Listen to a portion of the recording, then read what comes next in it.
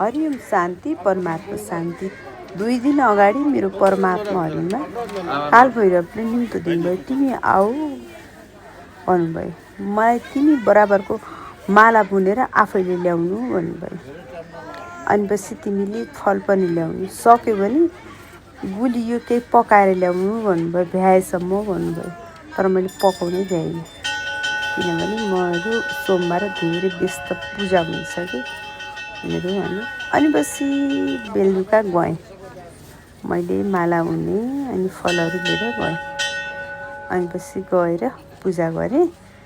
मलाई बोलाएको 2-3 दिनमा म पुगेँ है। मलाई उहाँले 10 वर्षदेखि मलाई बचाइराख्नु भएको छ क्या हरेक कष्टबाट।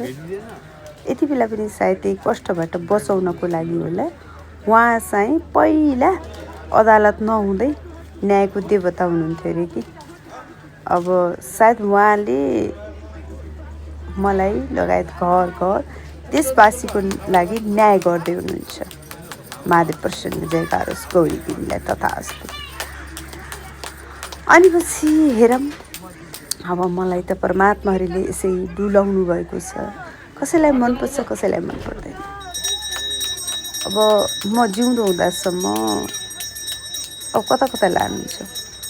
पवित्र र सत्य हुनु पर्यो। भगवान्ले मन खोज्ने हो, ठुला ठुला मन्दिर खोज्ने होइन, जगतमाता प्रसन्न। अनि त्यसै क्रममा हाल मलाई 5 वर्ष त्यो परमात्मा हरिमा शिवशक्तिले आदेश गर्नुभयो, तिम्रो पवित्र मन छ, मलाई ल्याऊ। अरूहरूले हिरामती सुनचाँदी बङ्गला दिए तर पवित्र मन दिन सकेनन्। तिमीसँग त्यो पवित्र मन छ, म तिम्रो पवित्र मनमा बस्नेछु।